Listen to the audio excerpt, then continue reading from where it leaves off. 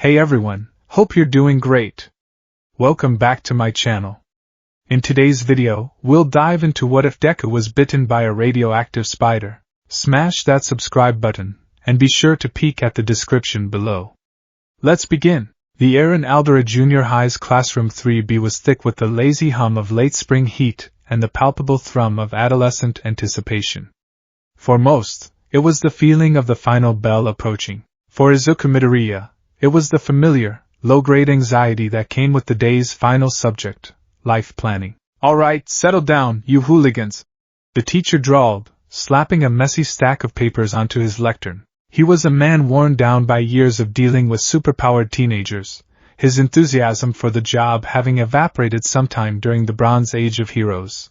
"As third-year students, it's time to start thinking seriously about your futures. I'd normally hand out these career aptitude tests." He paused, a smirk pulling at the corner of his lips. He snatched the papers and tossed them into the air. "But who am I kidding? I know you all want to go into the hero course." The classroom erupted. Powers flared to life in a chaotic symphony of youthful exuberance. A boy stretched his fingers into long, spindly appendages. A girl blinked, her eyes growing to the size of dinner plates. Another nonchalantly floated a pencil above his desk using minor telekinesis. It was a microcosm of their superhuman society, a casual display of the genetic lottery Izuku had lost at birth. He sank lower in his seat, trying to merge with the worn wood of his desk. He was a ghost in a world of brilliant, blazing color, a silent film character trapped in a talkie. His hands, tucked beneath his desk, trembled slightly. Of course, he wanted to be a hero more than anything. More than air, more than food. It was a truth so central to his being that it felt like his very bones were carved from it.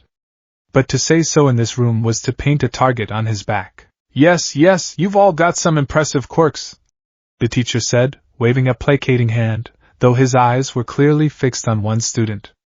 "But using powers at school is against the rules." "Settle down," a voice cut through the chatter, dripping with arrogance and amusement. "Teach," it began, low and gravelly. "Don't lump me in with these losers." Katsuki Bakugo sat with his feet kicked up on his desk, a posture of supreme confidence that no teacher had ever successfully corrected. His crimson eyes scanned the room with disdain, a predator surveying a field of mice. "I'm the real deal. These extras will be lucky to end up as sidekicks to some busted D-lister. I'm aiming for the top," he grinned, a flash of sharp teeth. "I aced the mock exam. I'm the only one here with the stuff to get into UA High." The classroom fell into a hushed murmur. UA High. The national-level hero academy. The crucible that had forged heroes like All Might himself. It was the Everest of hero schools, with an acceptance rate of less than 1 in 300.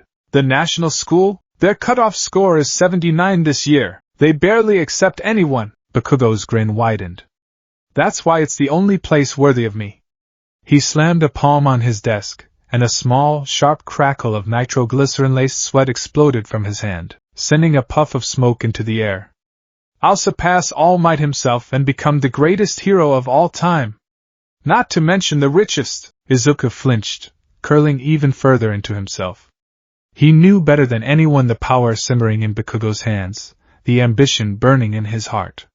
They had grown up together. Or rather, Izuku had grown up in Bakugo's shadow, a constant reminder of the chasm between the gifted and the quirkless. The teacher, consulting his clipboard, added fuel to the fire. "Oh. You're right, Bakugo, you've applied for UA." A moment passed. "Midoriya, you've applied for UA as well, haven't you?" Silence. It was a heavy, suffocating thing. Every head in the room swiveled to face him.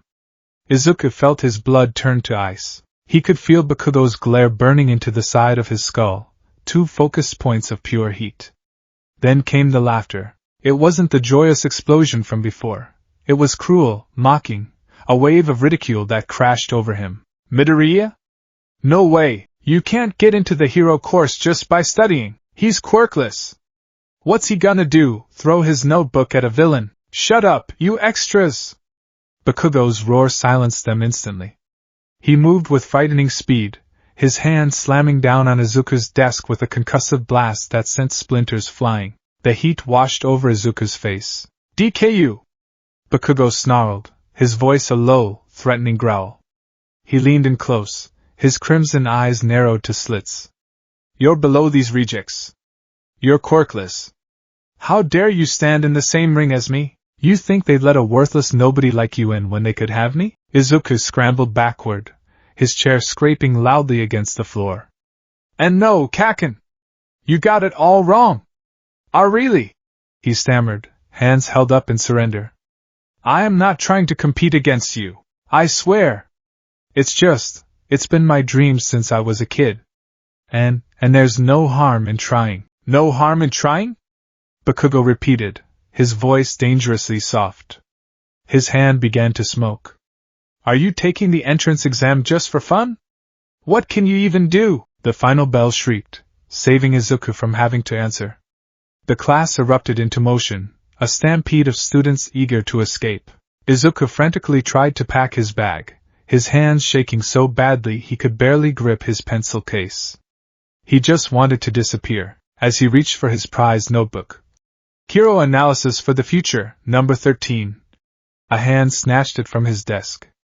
It was Bakugo, flanked by his two usual cronies. We're not done here, Deku, Bakugo said, dangling the notebook between two fingers as if it were contaminated. What's that, Katsuki? His diary? One of the cronies snickered. Bakugo flipped it open. Ha! Hero Analysis for the Future. He's still at it. He gave Izuku a look of utter disgust. It's pathetic. Crack boom. With a small, precise explosion, Bakugo incinerated the notebook between his palms. The pages turned to black, curling ash in an instant. Izuku let out a choked gasp. Bakugo casually tossed the smoldering ruin out the open window. It landed with a soft plop in the koi pond below. The best heroes showed signs of greatness even as students. I'll be the first and only hero from this crappy, forgotten junior high. The story of my success starts here. He placed a heavy, searingly hot hand on Izuku's shoulder, smoke wafting from the fabric of his uniform. So here's a little advice, Deku. Don't even think about applying to UA, got it? He and his friends turned to leave. At the door, Bakugo paused, looking back over his shoulder with a final, chillingly casual remark. You know, if you want to be a hero so badly, there's a quick way to do it. Just pray you'll be born with a quirk in your next life, and take a swan dive off the roof. And then he was gone. Izuku stood frozen, the phantom heat on his shoulder and the cruel words echoing in the empty classroom. He retrieved his soggy, blackened notebook from the pond, cradling it like a dead bird. The ink had bled into illegible swirls of blue and black. Years of meticulous notes, of careful analysis, of hope, all ruined. He walked home on autopilot, the world a blurry, indistinct smear. Swan dive off the roof. Did he really say that? That wasn't just bullying. That was something else. Something darker. Something that settled like a stone in the pit of his stomach. The next day brought a welcome, if mandatory, distraction. A field trip. All right, everyone, single file onto the bus, the teacher yelled, already looking exhausted. Our destination today is Yokohama Helix Labs, a leading research institution in bioengineering and quark-adjacent support technology. This is a privilege, so I expect you all on your best behavior. That means you, Bakugo. Bakugo just grunted, shoving his way onto the bus to claim a seat at the back. Izuku shuffled on last, finding an empty seat near the front. He pulled out a brand new notebook, No. 14, and began to sketch, trying to lose himself in the familiar lines of a hero's costume. The bus rumbled to life, carrying them toward the gleaming, futuristic skyline of Yokohama. Yokohama Helix Labs was a monument to corporate sterility. It was a towering structure of white chrome and tinted blue glass that seemed to pierce the sky. Inside, the air was cool and smelled faintly of ozone and antiseptic. Floors gleamed under recessed lighting, and employees in crisp lab coats moved with quiet, focused purpose. Their tour was led by a man named Dr. Eris Thorne. He was tall, with sharp features, silver-streaked hair swept back from his forehead, and a smile that was all professional polish and no warmth. Welcome, students of Aldera Junior High, he announced, his voice echoing slightly in the cavernous lobby. Here at Helix Labs, a proud subsidiary of the Detonarat Company, we are pioneering the future of hero support. While others focus on crude mechanics and heavy armor, we believe the answer lies in biology. We are unlocking the secrets of nature to create materials and systems that quirks alone cannot. He led them through a series of glass-walled corridors, pointing out various labs. In one, centrifuges spun at impossible speeds. In another, robotic arms meticulously manipulated glowing liquids in beakers. Our primary project, Dr. Thorne explained, stopping before a massive, reinforced window looking into a humid, climate-controlled habitat, is the study of arachnid silk. But these are no ordinary spiders. Behind the glass was a miniature forest, filled with exotic plants and interwoven with an impossible amount of webbing. The webs weren't the dusty, delicate things one found in an attic. They shimmered with an iridescent, metallic sheen, catching the light like spun glass. And crawling amongst them were the spiders. They were larger than any native Japanese species, with intricate patterns on their backs that pulsed with a faint, bioluminescent light. Meet the Araneus metanexus, Dr. Thorne said with a flourish. A species we have genetically engineered over hundreds of generations. Their silk has a tensile strength 5 times that of steel and an elasticity that is simply unparalleled. Imagine a capture weapon that is lightweight, incredibly strong, and biodegradable. Imagine armor filaments woven into a hero's suit, capable of stopping a bullet but feeling as light as cotton. This is the future. The students pressed against the glass, a mixture of fascination and revulsion on their faces.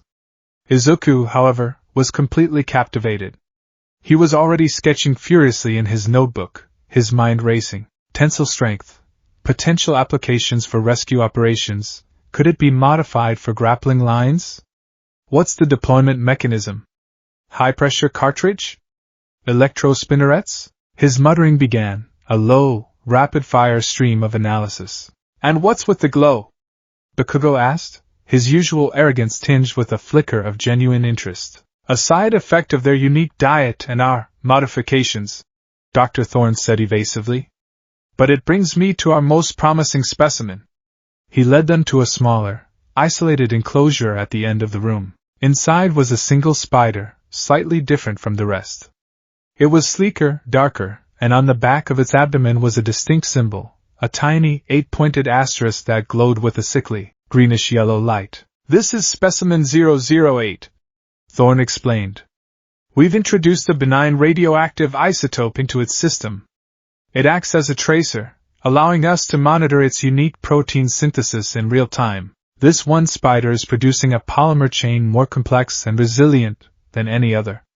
It is, for lack of a better term, the key to everything. As Dr. Thorne pontificated on the commercial applications, a junior lab assistant hurried by, carrying a tray of nutrient paste. Distracted by the tour group, he failed to notice that the latch on specimen 008's enclosure hadn't fully clicked shut. A tiny gap remained, no wider than a pencil. For the spider, it was a universe. It moved with silent, preternatural grace. A dark shape flowing over white plastic. It slipped through the gap and scuttled under the console, its movements too quick and quiet for any human eye to follow. It navigated the underbelly of the lab's machinery, a maze of cables and conduits, instinctively seeking a dark, quiet place. The tour group moved on. Izuku, lagging behind as always, paused for a final look at the empty enclosure, sketching the glowing symbol from memory. He set his bright yellow backpack on the floor for a moment to get a better angle. The spider, crawling along a power conduit on the floor, sensed a large, dark object. An ideal hiding spot. A small, dark shape against a canvas of yellow, it crawled onto the bag, slipped through the half-zipped opening, and settled into the darkness within. Nestled between a textbook and Hero Analysis for the Future, number 14, Izuku, completely oblivious, zipped his bag shut, shouldered it, and hurried to catch up with the group, his mind still buzzing with thoughts of biopolymers and support gear, never noticing the tiny, anomalous passenger he had just acquired. The walk home from the bus stop was uneventful. The sky was turning a bruised orange and purple. The weight of Bakugo's words from the previous day had lessened, replaced by the intellectual excitement of the lab tour. For a few hours he had felt like he was seeing the world of heroes from a different angle, not through a quirk, but through intelligence, through science. It was a fragile, fleeting hope, but it was something. He reached his apartment, gave his mother a brief, mumbled summary of his day, and retreated to the sanctuary of his room. It was a shrine to one man, All Might. Posters of the symbol of peace adorned every wall, his magnificent, toothy grin a constant source of inspiration. Action figures in various dynamic poses stood sentinel on his shelves. His bedsheets, his curtains, even his alarm clock were emblazoned with the iconic red, white, and blue. This room was the fortress of his dream. He dropped his backpack by his desk and sat down, opening his new notebook. He wanted to get all his thoughts down before they faded. He uncapped a pen and began to write, his hand flying across the page. He was so absorbed in his analysis, his familiar muttering filling the quiet room, that he didn't see the tiny movement from his bag. He didn't see the dark, sleek form of specimen 008 crawl out from the zipper. He didn't see it scuttle across the cover of his textbook, its radioactive symbol glowing faintly in the dimming light of his room. The application of the silk in a high-pressure canister could create an effective capture tool, but the nozzle design would be critical to prevent clogging. Izuku mumbled to himself, tapping his chin. Maybe a binary compound that only polymerizes when exposed to air? That would solve the storage issue. It would be just like... He trailed off, his eyes landing on a poster of All Might delivering a Texas smash. His hero. His inspiration. You just find a way, no matter how hard it is. He leaned back in his chair, lost in thought. His left hand rested on his desk, next to a pile of books. The spider, continuing its exploration, crawled over a stack of manga and onto the desk. It moved with an eerie purpose, its multiple eyes reflecting the light from Izuku's lamp. Izuku reached for his All Might pen without looking, his mind a million miles away, calculating trajectory, tensile strength, and air pressure. If I could just figure out the catalyst. His hand moved. The spider, startled by the sudden, large shadow descending upon it, reacted with the ingrained instinct of a billion years of evolution. It raised its fangs. The bite was sharp. Not a pinch, not a sting. It was a jolt, a sudden, searing lance of pain on the back of his hand. Yow! Izuku yelped, snatching his hand back as if he touched a live wire. He stared at it, eyes wide. 2 minuscule puncture marks were already beginning to swell, the skin around them turning an angry, mottled red. On his desk, he saw the spider for the first time, its strange, glowing symbol pulsing rhythmically. Before he could even react, it scurried to the edge of the desk and dropped out of sight, disappearing into the shadows behind his computer tower. A spider? He whispered, his heart hammering against his ribs. From the lab, the thought had barely formed when a wave of dizziness crashed over him. The room tilted violently, the posters of All Might seeming to swim and distort on the walls. A cold sweat beaded on his forehead, yet he was shivering, a deep, bone-rattling chill that had nothing to do with the temperature of the room. Whoa! He gasped, clutching his head. He tried to stand, but his legs felt like water. His muscles began to ache, then to burn, a strange fire spreading through his veins from the point of the bite. It felt like every cell in his body was being vibrated at an impossible frequency. Nausea roiled in his stomach. He stumbled towards his bed, his vision tunneling. The last thing he saw before he collapsed onto his All Might-themed comforter was his own hand. The bite mark was no longer red.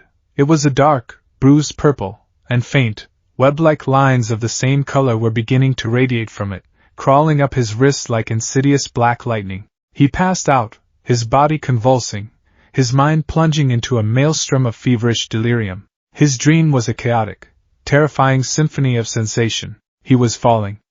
Plummeting through an endless, black void, the wind screaming past his ears. Then, abruptly, he was caught. Held fast by 1,000 sticky threads that were both soft and unyieldingly strong. The threads were everywhere, forming a vast, cosmic web, stronger than steel. Dr. Thorne's voice echoed in the void. Images flashed behind his eyes, too fast to comprehend. The glowing green symbol of specimen 008. The sneering face of Bakugo. The kind, worried eyes of his mother. The magnificent, unwavering smile of All Might. Take a swan dive off the roof. The buzzing started. A low thrum at the base of his skull, growing louder and more insistent. A psychic alarm bell warning him of everything. Of nothing. Of a car horn blaring in the street outside his window, of a glass about to fall in the kitchen. Of a future he couldn't see. He felt a profound, agonizing shift deep within his core. It was the feeling of being unmade.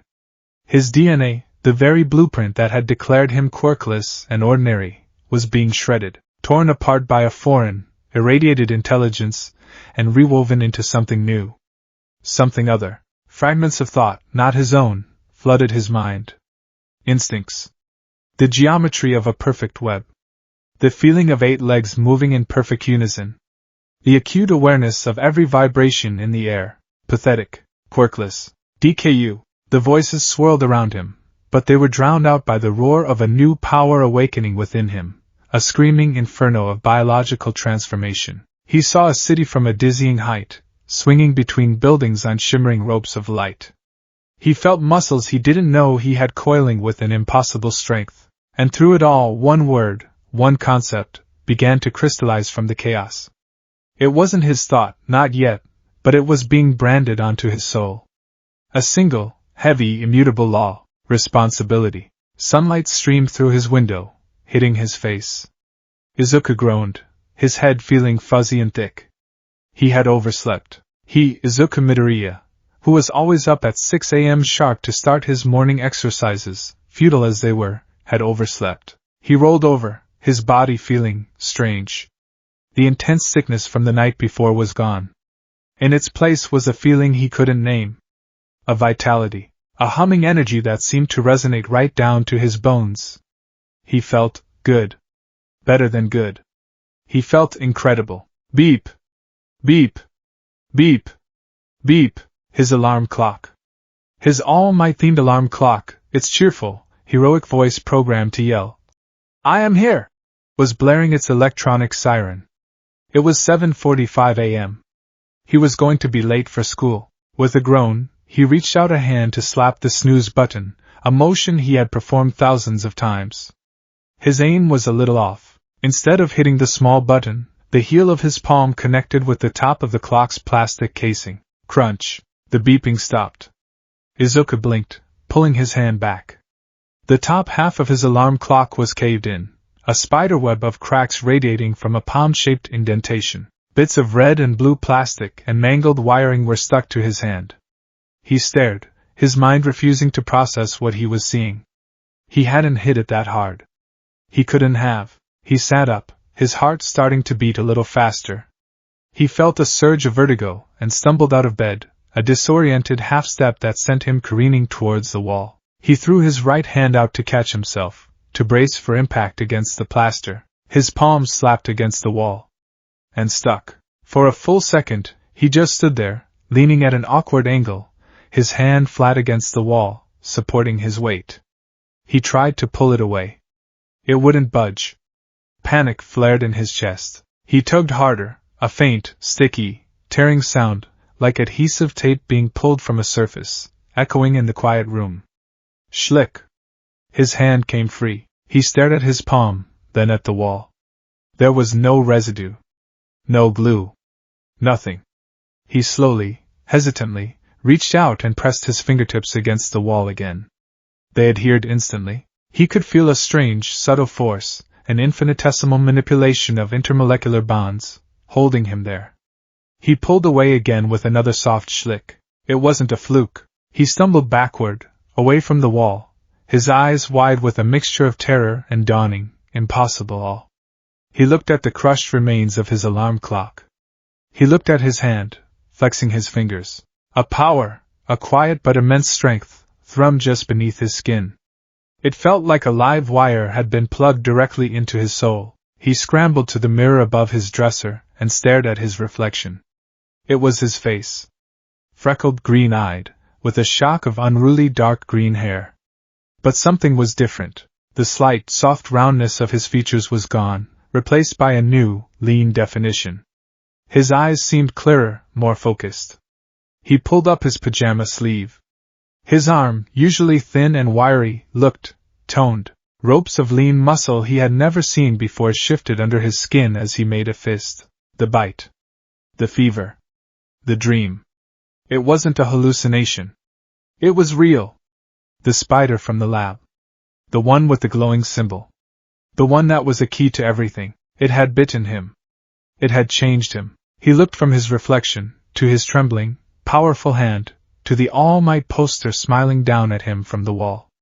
The world had spent 14 years telling him he was powerless, that his dream was an impossibility, that he was nothing, and now this, a single, universe-altering thought bloomed in the terrified, hopeful chaos of his mind.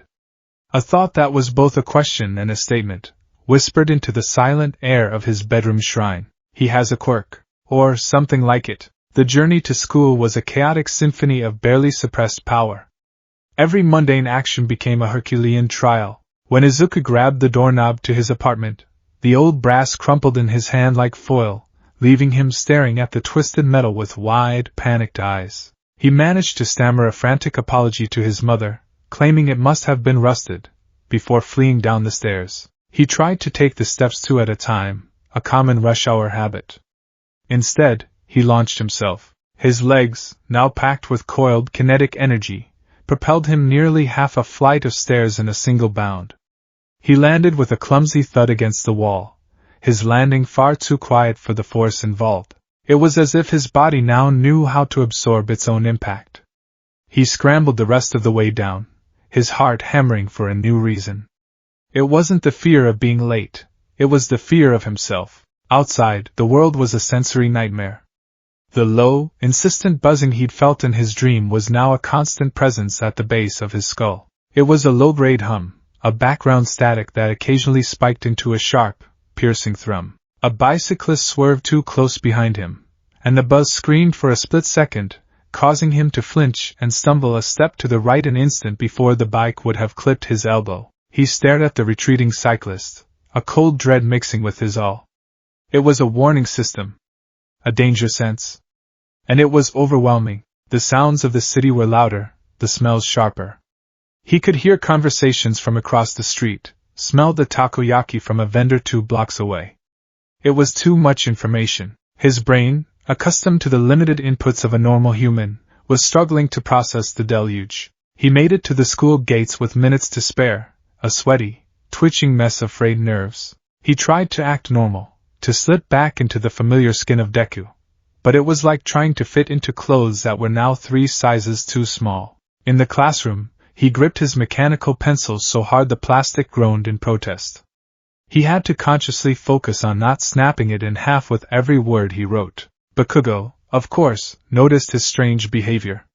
He swaggered over to Izuku's desk during a lull between classes. "Oh, Deku!"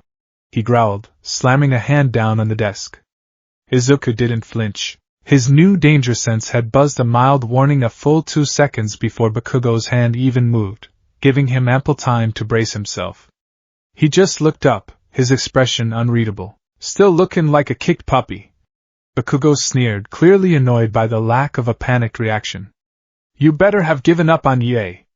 You just embarrass yourself and this whole damn school." Izuku didn't answer. He couldn't. His mind was a maelstrom.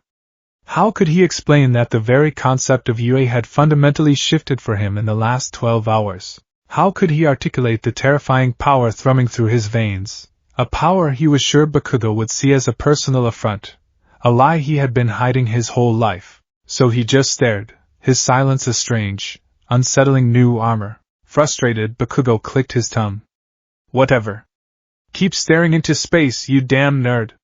He stalked back to his seat, shooting confused, angry glances at Izuku for the rest of the day. The final bell was a release. Izuku practically fled the building, his backpack clutched in a white-knuckled grip. He couldn't go home. Not yet. He needed space. He needed answers. He needed to know what he was. His feet, moving on an instinct he didn't understand, carried him to the one place in the city he knew would be deserted, Dagoba Municipal Beach Park. The place was a monument to neglect. Years of illegal dumping had turned a once scenic coastline into a mountain range of forgotten junk. Rusting cars were piled high like ancient cairns, discarded appliances bled chemical filth onto the sand, and mountains of trash bags formed soft, treacherous hills. The air smelled of salt, rust, and decay. It was perfect. He dropped his bag on a patch of relatively clean sand and took a deep breath. Okay, he whispered to himself, his voice trembling slightly. Okay, let's see what's real. He started with the most obvious change, his strength. He picked up an old, dented soda can. He remembered crushing his alarm clock. He focused, trying to replicate that pressure. He squeezed. The can didn't just crush. It compressed into a tiny, razor-sharp disc of aluminum with a sickening shriek of metal.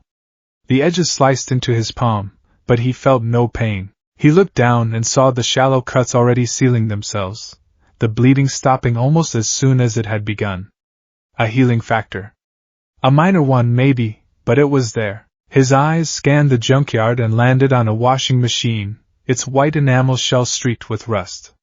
It had to weigh over 100 kilograms. He walked over to it, placed his hands on its side, and pushed. It didn't budge. He felt a flash of disappointment. Maybe the clock was a fluke. Maybe it was just adrenaline. Then he remembered the feeling. The hum. The thrum of energy deep within his muscles. He closed his eyes, took a breath, and pushed again, not with his arms, but with that core of newfound power. The washing machine slid a foot through the sand with a loud grating sound. Izuku's eyes snapped open. He pushed again, and it slid further. He grunted, a sound of exertion and disbelief, and wrapped his arms around the appliance. He bent his knees, planting his feet in the sand, and lifted. For a moment, nothing happened. Then, with a groan of protesting metal and a surge of astonishing power that burned through his limbs, the washing machine lifted off the ground. He was holding it. He was holding a washing machine. He staggered under the weight, his muscles screaming, but he was doing it. He held it for 3 seconds before his strength gave out, and he dropped it with a deafening clang. He stumbled back, staring at his hands. They were shaking violently. This wasn't a quirk. Most strength quirks he'd analyzed had a visible component, a muscular change like death arms, a size increase. This was invisible. Hidden. It was just him. His gaze fell upon a stack of rusted-out cars, piled precariously one on top of the other. The wall.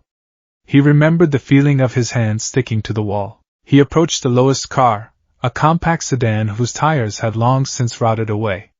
He placed his hand flat against the rusty door. He felt it again. That strange, subtle pull. It wasn't magnetism. It felt more organic, like a million microscopic hairs were anchoring him to the surface. He placed his other hand beside it, then one foot. He leaned back, testing his weight against the adhesion. It held. He lifted his other foot from the sand and placed it on the car. He was clinging to the side of a car, parallel to the ground, like an insect. A giddy, terrified laugh escaped his lips. He began to climb, moving with an eerie, unnatural grace. Hand over hand, foot over foot, he scaled the pile of automotive junk. He reached the top, the roof of a dilapidated van, and stood, surveying his junkyard kingdom. He could see the whole beach, the gray ocean beyond, the distant line of the city. He felt an impulsive urge. He crouched, coiling his legs beneath him, and leaped. He soared through the air, covering a distance of 20 meters before landing lightly on another junk pile, his knees bending to absorb an impact that should have shattered his bones. He didn't stumble. He didn't fall. His body just knew. It knew how to balance, how to land, how to move with this newfound grace. He spent the next hour in a state of delirious discovery. He leaped from heap to heap, a green-haired blur against the rusting landscape. He tested his strength, lifting engine blocks and tossing tires like frisbees. He crawled up the vertical face of a shipping container, laughing into the salty wind. For the first time in his life, he didn't feel like useless, quirkless Deku. He felt powerful. He felt alive. As he was balancing on a narrow steel beam, a familiar, sharp buzz drilled into the back of his skull. It was stronger this time, more urgent. Danger. He didn't know from where. He scanned his surroundings. Nothing. The pile of junk he was standing on seemed stable enough. The buzz screamed. Without thinking, Izuku threw himself backward in a wild, twisting flip. He had never done a flip in his life. He landed in a crouch on the sand below just as the steel beam, its supports finally giving way, crashed down with a deafening shriek of metal, landing precisely where he had been standing a second before. He stared at the wreckage, his chest heaving. The buzz faded back to its low, background hum. That was the spider sense. His spider sense. It hadn't just warned him, it had practically moved him. His body had reacted before his mind had even processed the threat. He sat there in the sand for a long time, the setting sun casting long shadows across the junkyard. Strength. Speed. Agility. Adhesion. A danger sense. A healing factor. It wasn't one quirk, it was a half dozen. This was impossible.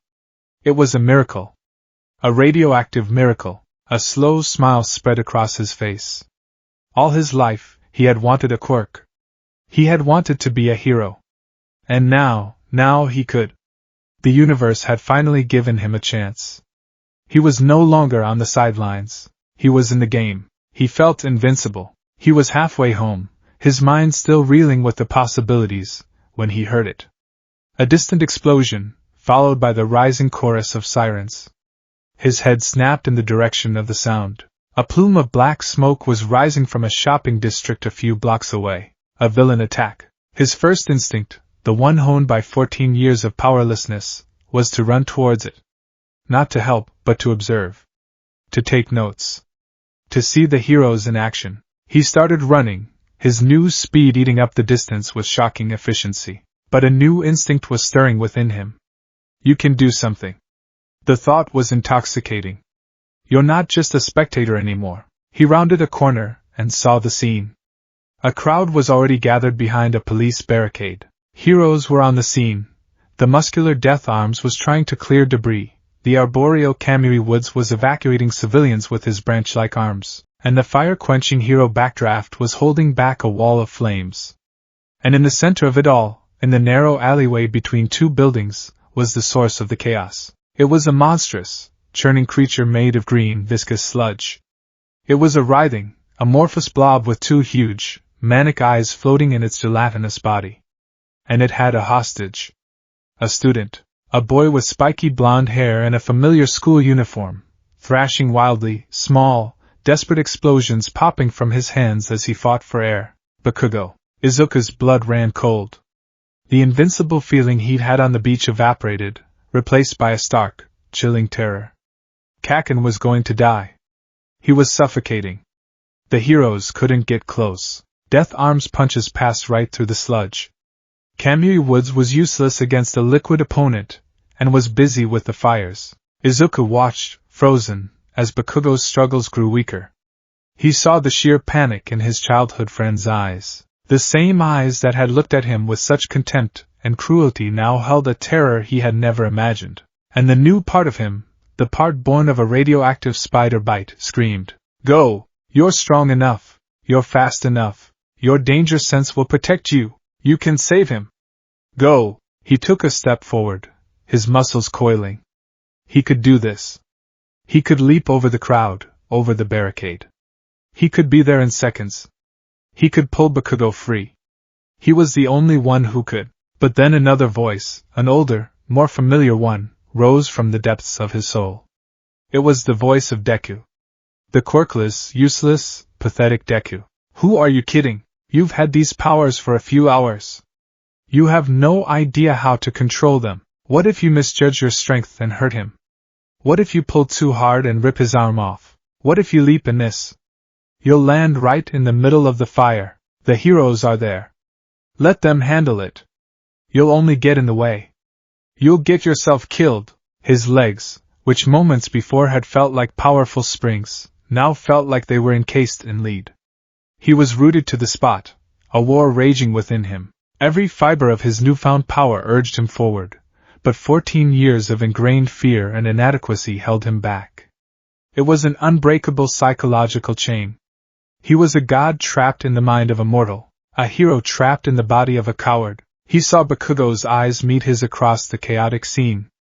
For a fleeting second, there was a glimmer of something in that crimson gaze. Not a plea for help to him, specifically, but a raw, desperate plea for anyone. Izuku's breath hitched. He had to move.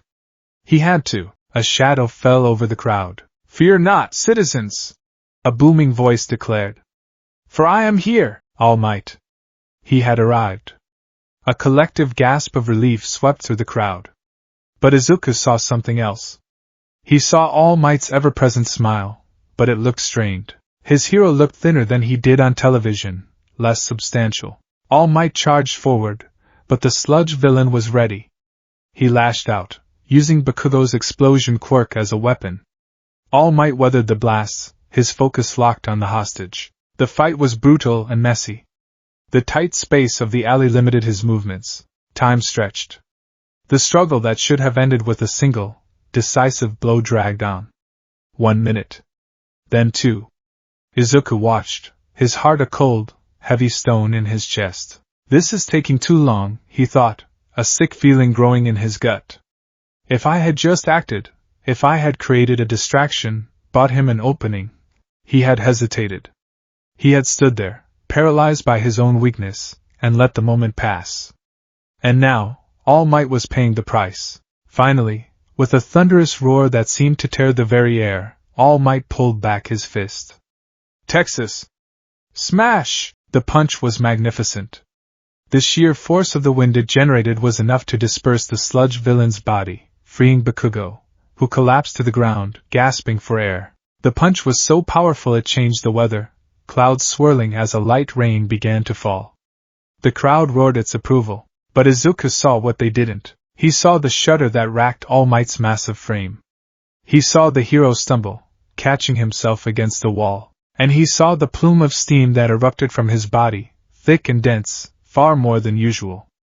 It was a visible, violent sign of extreme overexertion.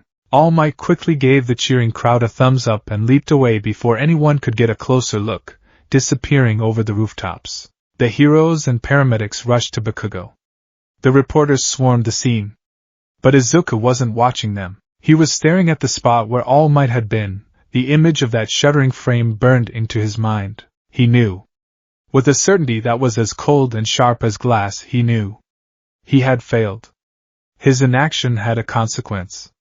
A terrible one. He turned and fled, pushing through the crowd, ignoring the scolding he got from the pros for being too close. He ran, his powerful legs carrying him away from the scene of his failure. He ran until he found himself on a familiar street, where he saw a skeletal, deflated figure stagger out of an alleyway. All Might, Izuku called out, just like he would have in any other timeline. The conversation that followed, however, was a world away from the one he had dreamed of. They ended up on a deserted rooftop, the city sprawling beneath them. All Might, in his true, emaciated form as Toshinori Yagi, coughed, a racking, painful sound. A spray of blood flecked his lips, more than Izuku had ever seen him cough up in interviews. He lifted a trembling hand to wipe it away. He showed Izuku the injury, the horrific, starburst scar hidden beneath his shirt. 5 years ago, Toshinori rasped, his voice thin and reedy. I got this in a fight with a real nasty villain. Half my respiratory system was destroyed. I had my stomach removed. The surgeries have worn me down. I can only do hero work for about 3 hours a day. He took a shaky breath. Or, I used to be able to. He looked at Izuku, his blue eyes set deep in their shadowy sockets, holding an unbearable weariness. Today, back there, that fight took more out of me than it should have. Because of my own weakness, I was too slow to act. The situation escalated. The boy was in danger for too long. I had to push far beyond my limit to end it. He coughed again, a wet, rattling sound. I think I cut my time down significantly. Another fight like that, and I'm done for good. The symbol of peace will be nothing but a memory. The words hit Izuku like a physical blow. My fault. My fault. It's all my fault. He had to ask. The question that had defined his entire existence.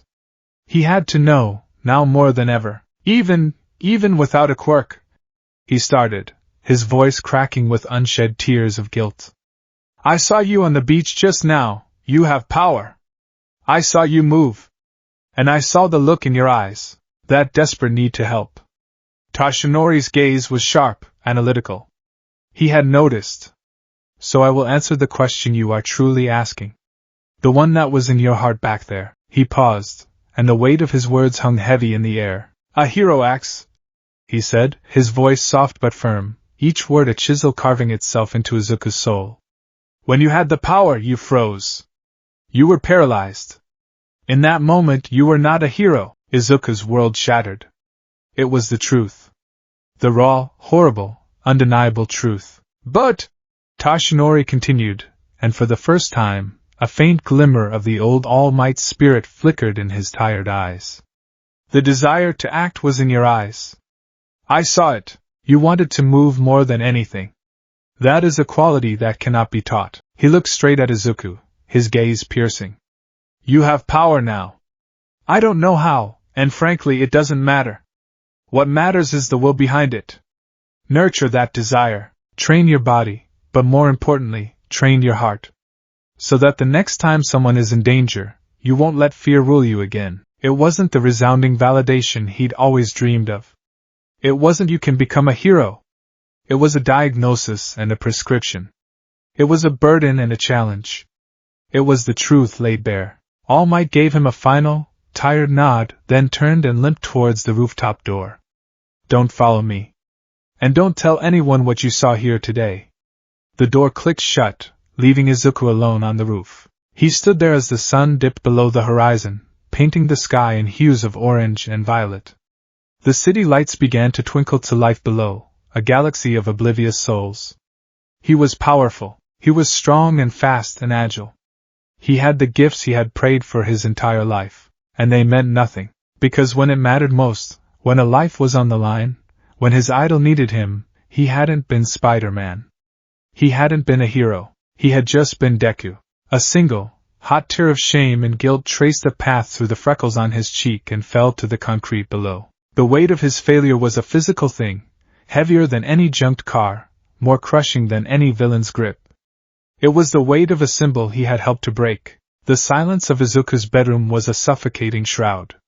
The posters of All Might no longer felt like inspiration, they felt like accusations. The hero's brilliant, unwavering smile seemed to mock him, a technicolor testament to a standard he had failed to meet. He sat on the edge of his bed, the springs groaning under his weight, staring at his hands. These hands that could now bend steel, that could cling to any surface, that had trembled and done nothing while his idol crippled himself. Sleep offered no escape.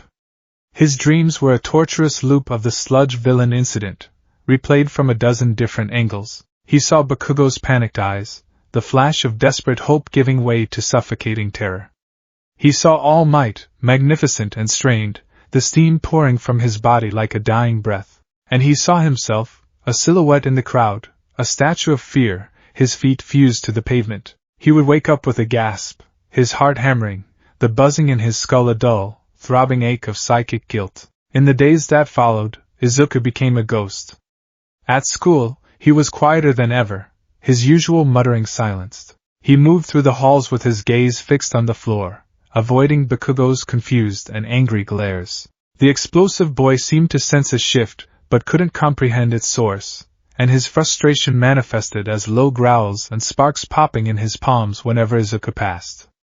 For once, Izuku barely noticed. Bakugo's bullying was a firefly next to the sun of his own self-loathing. His real torture began when he got home. He became obsessed with the news, scouring every hero-centric news site, watching every broadcast, his eyes scanning for any mention of the symbol of peace. What he found was a slow-motion catastrophe that only he understood. All Might's public appearances have been noticeably brief this week. A news anchor commented over footage of the hero waving to a crowd for a mere 30 seconds before leaping away. Experts speculate this may be a new strategy to maintain an air of mystery, but others worry it could be a sign of the number one hero slowing down. My fault. The two words were a constant, silent mantra in his head, a rhythm tracked to his despair. He saw reports of crimes that, a month ago, All Might would have resolved in the blink of an eye. A high-speed chase that ended in a multi-car pile-up because the villains outmaneuvered the local heroes. A bank robbery where the perpetrators escaped into the sewer system. Small fires, petty muggings, purse snatchings. Crimes that fell through the cracks of a hero system stretched thin, a system that had relied for too long on the security of one man's overwhelming power. A void was opening up in the heart of society, a vacuum of safety, and Izuku felt like he was the one who had punctured the seal. One evening, a local news segment caught his eye. It was a human interest story about a neighborhood in the city's older, more neglected district. An elderly shopkeeper was being interviewed, his face a road map of worry. "It's not the big villains we worry about," the old man said, wringing a worn cloth in his hands. "It's the little ones. The punks. They smashed my window last night, took what little cash I had in the register. The police, they filed a report. Said they'd look into it. The heroes? They have bigger things to worry about, I suppose. It just feels like we've been forgotten." The camera panned out to show the man's small, humble shop, a large piece of plywood covering the shattered front window. It wasn't a world-ending threat. It wasn't a Nomu or a sludge monster. It was a quiet, creeping decay. It was the kind of hurt that didn't make headlines but corroded the soul of a community all the same, and Izuku knew, with absolute certainty, that he could have stopped it. He could be there. He could patrol those streets. His new powers weren't just for fighting monsters, they were for helping people like this old man. All Might's words echoed in his memory, no longer just a condemnation, but a directive. Nurture that desire. Train your heart. So that the next time someone is in danger, you won't let fear rule you again. He looked at his hands again. The shame was still there, but now it was mingling with something else. A flicker of resolve. A spark of purpose. The weight of his failure was not a stone meant to drown him. It was a burden he was now strong enough to carry. The world needed heroes, not just one towering symbol, but smaller ones too. Ones who could operate in the cracks, who could protect the forgotten. The guilt wouldn't vanish. He would carry it forever. But he could transform it. He could forge it into a shield. He could smelt it into fuel. His mantra shifted. It was no longer a lament. It was a promise. My fault. My responsibility. That night, Izuku Midoriya's life changed for the second time. He didn't go to bed. He went to his desk. The shrine to All Might was about to become a workshop. He cleared a space, pushing aside his textbooks and hero figurines. He pulled out a fresh notebook, this one blank, and wrote a new title on the cover. Project Spider. Analysis Development. His analytical mind, once used solely to admire the powers of others, was now turned inward with a feverish intensity. Power assessment. Strength immense but uncontrolled. Lifted a washing machine, 100 kg. Crushed metal with ease. Need to learn fine control. Practice is essential. Adhesion, bioelectrostatic? Van der Waals forces? Needs more research. Can adhere to any surface. Full body weight supported. Control is instinctual but needs refinement. Agility/reflexes, preternatural. Body moves before conscious thought in response to danger. Equilibrium is perfect. Leaps cover 20 meters. Spider sense, psychic/clairvoyant danger alarm. Intensity seems to correlate with proximity/severity of threat. Unfocused. Causes sensory overload. Needs to be honed, learned to be interpreted, not just felt. Durability/healing, minor blunt force resistance. Accelerated healing for minor cuts/bruises.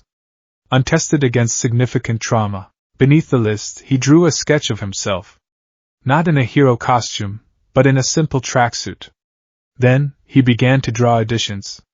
Something to cover his face, to protect his identity. A mask. Goggles to shield his eyes from wind and debris. Gloves to help control the adhesion, to stop him from accidentally sticking to everything he touched. But there was a missing piece. The spider that bit him had been from the arachnid silk division. Its defining feature, the thing that made it valuable, was its web. He didn't seem to have that ability naturally. He checked. He tried to will it out of his wrists like he'd seen in old comics, feeling utterly ridiculous as he did so. Nothing. If you don't have it, make it, a voice in his head said, a voice that sounded a lot like Dr. Thorne from the lab tour. His mind flashed back to the lecture. Tensile strength 5 times that of steel, biopolymers, high-pressure deployment. He hadn't been given the web, but he had been given the formula. He remembered his own muttering analysis from that day. A binary compound that only polymerizes when exposed to air. The internet became his university. He dove into the dark, arcane corners of online chemistry forums, physics simulations, and DIY engineering blogs. He spent hours devouring information on fluid dynamics, polymer chemistry, and high-pressure nozzle design. His room, once a tidy shrine, began to resemble a mad scientist's lair. Diagrams were taped to the walls, covering the smiling face of All Might. Printouts of chemical formulas were piled on his desk. His search history was a federal agent's nightmare. The biggest problem was resources. He was a 14-year-old boy with a meager allowance. The chemicals he needed were industrial grade. The components for any kind of high-pressure canister were specialized. He couldn't just order them online without raising 1,000 red flags. So, he turned to the one place in the city that had everything, Dagoba Beach. His training ground became his scrapyard.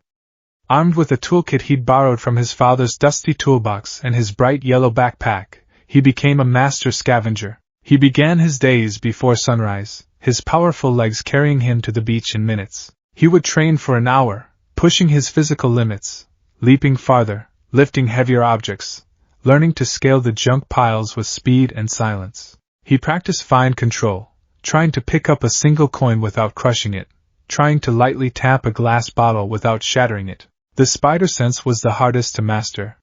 He started by closing his eyes and just listening to it. He learned to differentiate the sharp sting of immediate danger, a loose refrigerator tipping over, from the low hum of potential threats, the unstable ground beneath his feet. He started throwing pebbles into the air and trying to dodge them with his eyes closed, relying only on the buzz to guide his movements. At first, he was terrible, getting pelted constantly, but slowly, painstakingly, he got better. He was training an instinct, forging a bond with this strange new part of his mind. After his training, his scavenging began. He cracked open old refrigerators for their compressor parts. He dismantled discarded fire extinguishers for their high-pressure steel cartridges. He found old digital cameras and watches, harvesting their tiny, intricate batteries and circuit boards. He siphoned leftover chemicals from rusted industrial drums, using his chemistry knowledge to identify and purify what he could. His backpack would be full of greasy, strange-smelling components by the time the sun was fully up. His room transformed. One corner was dedicated to chemistry. He used his mother's old canning equipment, and a cheap microscope he bought online to mix and test his web fluid formula. His first few dozen attempts were failures. One batch was too sticky, a gooey mess that wouldn't leave his fingers for a day. Another was too brittle, shattering like glass on impact. Another was flammable. He'd nearly set his all-might curtains on fire, a near disaster that prompted him to move his chemistry experiments to a secluded, fireproof corner of the junkyard. Slowly, batch by painstaking batch, he got closer. He finally synthesized a fluid that was stable in its sealed, anaerobic state but, upon contact with air, rapidly polymerized into a fibrous strand of incredible strength and elasticity. He tested it by dipping a wire into the beaker and pulling it out. A long, silvery white thread followed, hardening almost instantly. He anchored one end to a rusted-out engine block and pulled. It held. He hung his full body weight from it. It held. He let out a whoop of pure, unadulterated triumph, his voice echoing across the deserted beach. The other corner of his room was for engineering. He took the steel cartridges and, using scavenged parts and a soldering iron, began constructing his web shooters. His first prototype was a clunky, wrist-mounted monstrosity that was activated by a clumsy button on the palm. It was ugly, impractical, and when he tested it, it misfired, gluing his entire hand to the ceiling of his room. It took him 2 hours and a bottle of a specially formulated solvent to get free, leaving a large patch of missing paint and plaster behind that he had to sheepishly explain to his mother as a failed experiment with a new brand of poster putty. He refined the design. He studied anatomy, realizing the trigger needed to be more intuitive. He settled on a double-tap pressure plate on his palm. A quick, firm tap with his middle and ring fingers against his palm, a motion no one would ever make by accident, would fire a thin, straight web line. Holding the trigger down would produce a wider, net-like spray. He built them to be sleek, to fit under a long-sleeved shirt, with a carousel system for replacing the small fluid cartridges. His costume came together piece by piece, an assemblage of practicality and anonymity. He bought a simple, dark green zip-up hoodie. He found a pair of old, scratched-up welding goggles at the junkyard, which he fitted with reflective lenses he'd popped out of a pair of cheap sunglasses. The most important piece was the mask. He took a red beanie, cut out eye holes, and wore it pulled down over his face. It was crude, but it worked. It hid his distinctive hair and freckles. It made him faceless. 1 week after his rooftop encounter with All Might, he was ready. Night fell over Muzurifu. Izuku stood on the roof of his apartment building, his heart a frantic drum against his ribs. He was dressed in his makeshift costume. The green hoodie was zipped up, the hood pulled low. The red mask was hot and itchy against his skin. The welding goggles pressed uncomfortably against his face. The web shooters felt heavy and alien on his wrists. He looked out over the city. The lights were a beautiful, glittering promise. But he knew that in the shadows between those lights, people were afraid. People were getting hurt. The old shopkeeper's face flashed in his mind. This wasn't about Yue. It wasn't about fame or glory. It wasn't even about becoming the next All Might. This was about atonement. It was about taking the power he had been given, the power he had squandered, and using it to tip the scales, even just a little bit, back towards good. His spider sense gave a low, preparatory hum. Not a warning, but an electric thrum of anticipation. It was as if this new part of him knew what he was about to do, and it approved. He took a running start. For a split second, the old Deku screamed at him to stop, that this was insane, that he was going to die. But he pushed the voice down, fueled by the memory of his failure. Never freeze again. He leaped from the edge of the roof. For one terrifying, exhilarating moment, he was airborne. The wind whistled past his ears. The streetlights rushed up to meet him. He aimed his left wrist at the corner of a neighboring building, his hand trembling. He tapped the trigger twice with his fingers. Thwip. A thin, silvery line shot from his wrist, trailing an almost invisible web line. It connected with the brick corner with a soft thwack. He felt the line go taut. He swung. The feeling was indescribable. It was a combination of falling and flying. The city became a blur of color and light.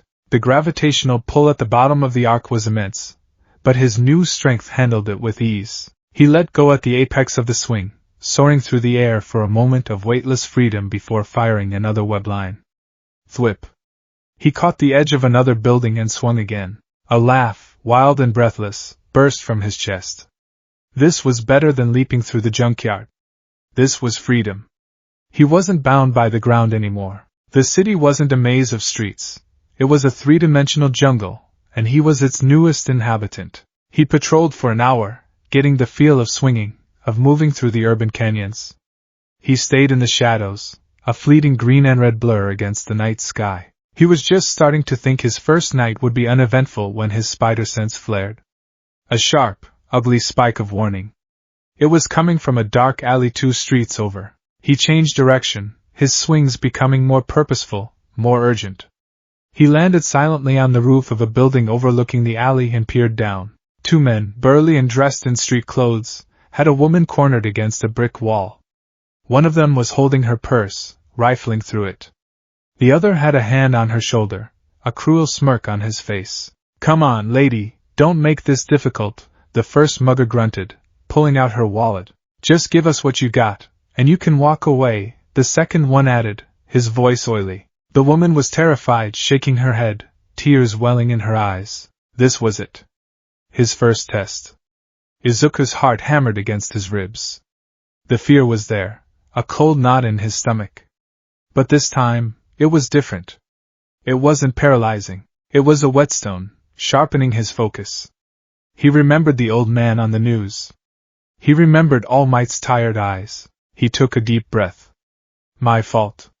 My responsibility. He didn't leap down dramatically. He didn't announce his presence. He crawled down the brick wall, his hands and feet finding easy purchase, his movements as silent as a spider's. He stopped 10 feet above them, clinging to the wall, a silent, shadowy observer. He aimed his right web shooter. He held the trigger down. THWIPPPP. A wide, thick net of sticky webbing shot out and enveloped the first mugger. He yelped in surprise, dropping the purse and wallet as he was instantly pinned against the wall, cocooned in the impossibly strong fibers. What the? The second mugger spun around, his eyes wide with confusion. He looked up and saw Izuku clinging to the wall. His face went from confusion to disbelief. What the hell are you? Izuku didn't answer. He pushed off the wall, flipping through the air and landing in a low crouch between the mugger and the woman. He rose to his full height. He wasn't tall, but in the dim light, with his face hidden and his posture radiating a quiet, dangerous confidence he didn't know he had, he seemed larger. The mugger, recovering from his shock, snarled. Some kind of hero wannabe, huh? I'm gonna break you, kid, he charged, throwing a clumsy, telegraph punch. Izuku's spider sense buzzed, and the world seemed to slow down. He saw the punch coming a mile away. He didn't even have to think. He simply leaned his head to the side, and the man's fist sailed past his ear, hitting nothing but air. The mugger stumbled forward, off balance. Izuku tapped him lightly on the shoulder. The man spun around, throwing another punch. Izuku ducked under it with fluid ease, his body moving with an efficiency that felt both alien and perfectly natural. He was dancing around the man's attacks, letting him tire himself out. He didn't want to hurt him. He remembered the crushed alarm clock, the compressed soda can. He was terrified of his own strength. A single punch could be fatal. He had to be smarter than that. The mugger, frustrated and breathless, pulled a knife. I'll cut you! He screamed, lunging. The spider sense shrieked. Izuku's left hand shot out. Thwip! A single strand of webbing hit the man's wrist, yanking his arm to the side. The knife clattered against the pavement. With his other hand, Izuku fired another web line that pinned the man's feet to the ground. The mugger tripped, falling forward, and Izuku caught him with a final, thick glob of webbing that glued his chest to the alley floor. It was over. The whole encounter had lasted less than 30 seconds. The alley was silent except for the muffled struggling of the two webbed-up criminals. Izuku's breath was coming in ragged gasps, adrenaline singing through his veins. He had done it. He hadn't frozen. He had acted. He turned to the woman. She was staring at him, her fear now replaced with wide-eyed astonishment. He bent down, picked up her purse and wallet, and held them out to her. His hand was shaking. Are you okay? He asked, his voice coming out as a slightly muffled, nervous squeak. She took the purse, clutching it to her chest. Why yes, she stammered. Thank you? Who are you? Izuku didn't have an answer for that. He was still figuring it out himself. He just gave her a quick nod. He could hear the distant wail of police sirens, probably alerted by someone who heard the commotion. It was time to go. He fired a web line up to the rooftop and, with a powerful tug, launched himself into the air, disappearing back into the night. He landed on a rooftop several blocks away, his back against a water tower, and finally let himself breathe. He pulled off his itchy mask and goggles, the cool night air relief on his sweaty face. He looked at his hands, at the web shooters strapped to his wrists. It had been sloppy. Clumsy. He had been terrified. But he had done it. He had saved someone. He had taken the first step. He left the criminals webbed up for the police. Tucked into the webbing of the first mugger, he left a small, folded piece of paper, a page torn from his new notebook. On it, in his neat, slightly shaky handwriting, were 3 words. A gift from your friendly neighborhood Spider-Man. The 10 months between his first night out as Spider-Man and the UA entrance exam were a blur of grueling, clandestine activity.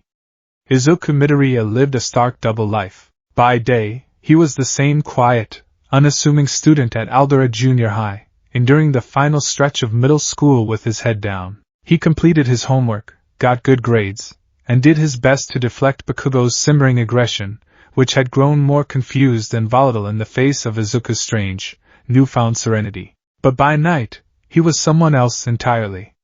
The city became his classroom, its dark alleys and glittering rooftops his training ground. His patrols grew longer, more confident. He learned the rhythm of the streets, the ebb and flow of crime. He stopped more muggings, thwarted break-ins, and even managed to prevent a few minor villain incidents before the pros ever arrived on the scene. His movements became more fluid, his web swinging evolving from clumsy arcs into a breathtaking aerial ballet. He refined his web fluid, creating variations, a quick dissolving formula for temporary restraints, a thicker, more adhesive version for stronger bonds, and even a non-Newtonian fluid batch that hardened on impact. His name, the one he'd scribbled on a note in a moment of comic book-inspired whimsy, began to stick. Whispers of the Spider-Man vigilante started to circulate on niche hero forums and in police reports. He was a ghost, a rumor. Some said he was a pro-hero operating under a new secret identity. Others claimed he was a new type of mutant quirk user. No one suspected he was a 14-year-old boy in a homemade costume, operating out of a bedroom shrine to All Might. Throughout it all, the memory of his failure and All Might's words were the twin engines driving him. My fault. My responsibility. He never saw the symbol of peace again in person, but he saw the effects of his weakened state everywhere. All Might's public appearances grew rarer, his victories less decisive. The hero world was on edge, a palpable tension simmering just beneath the surface. Every time Izuku webbed up a criminal or pulled a civilian from harm's way, he felt a small measure of atonement, a single drop of water against an ocean of guilt. He never stopped training his body at Dagoba Beach, either.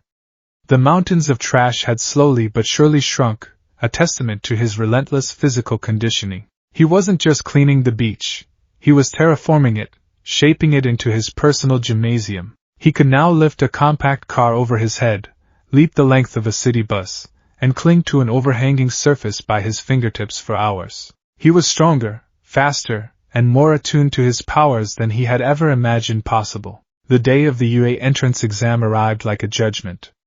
The air outside the massive, H-shaped campus was electric with nervous energy. Thousands of hopeful teenagers milled about, a vibrant and chaotic sea of quirks and ambitions. Izuku stood among them, clad in his simple tracksuit, feeling like an imposter. He wasn't here with a quirk he was born with. He was here because of a random, impossible accident. He clutched the straps of his backpack, the familiar weight of his web shooter strapped securely to his wrists beneath his sleeves. He had debated for weeks whether to wear them. Using them would be a risk. It would reveal capabilities far beyond what he had listed on his application.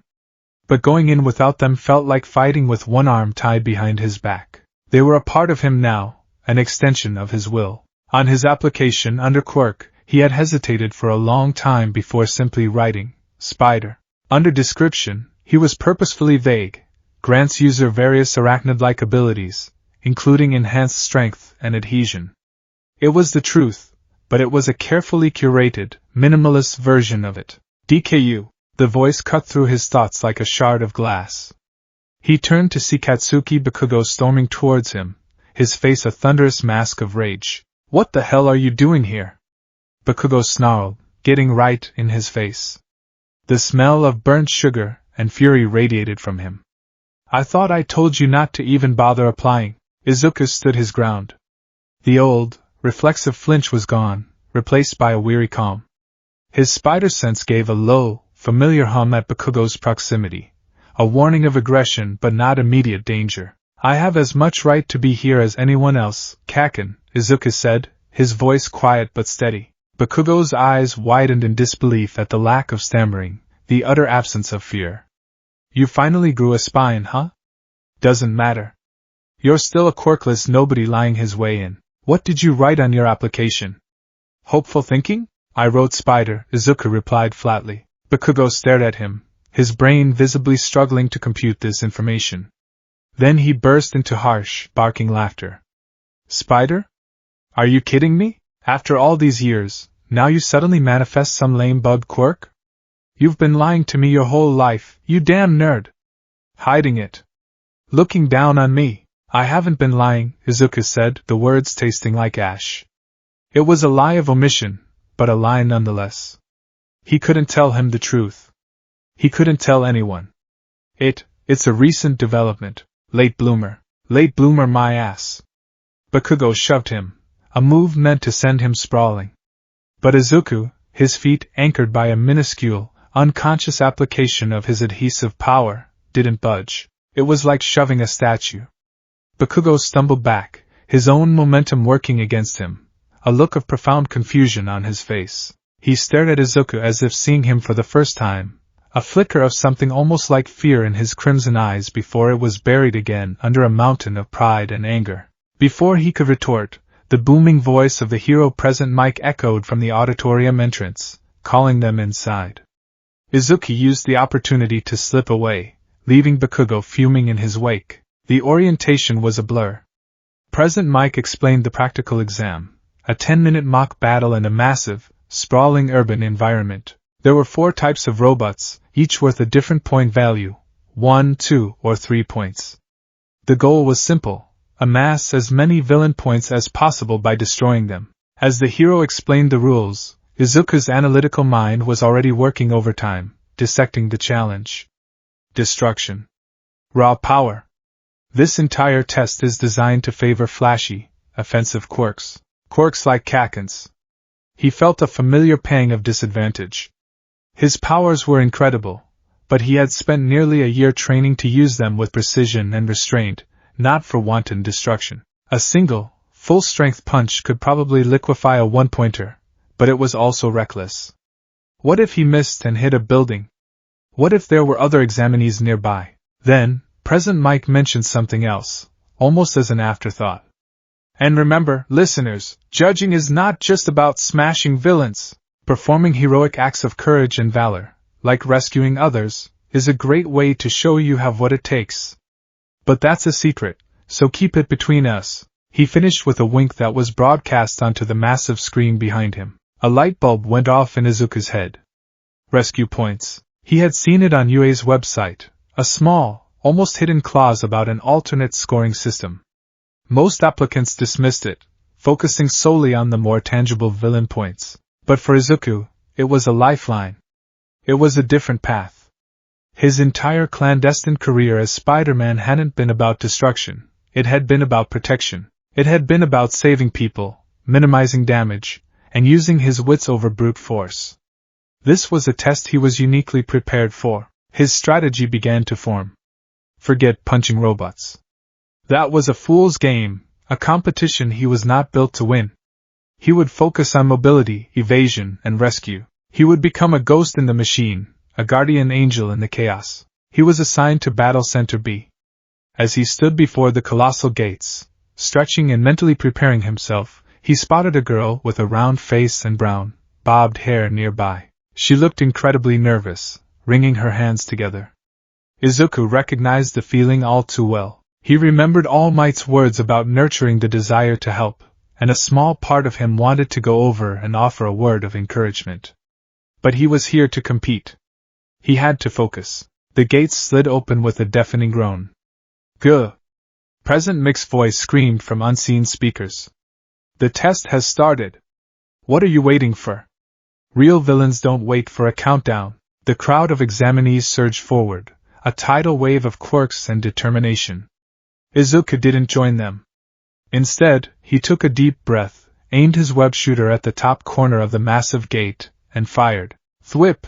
He launched himself upwards, sailing over the heads of the charging crowd. He swung from the gate to the corner of the nearest building, using the momentum to propel himself deep into the mock city before anyone else had even passed the entrance. He landed silently on a rooftop, the sounds of explosions and combat already echoing from the streets below. Okay, Izuku. You're not here to fight. You're here to save. He crept to the edge of the roof and peered down. The street below was a war zone.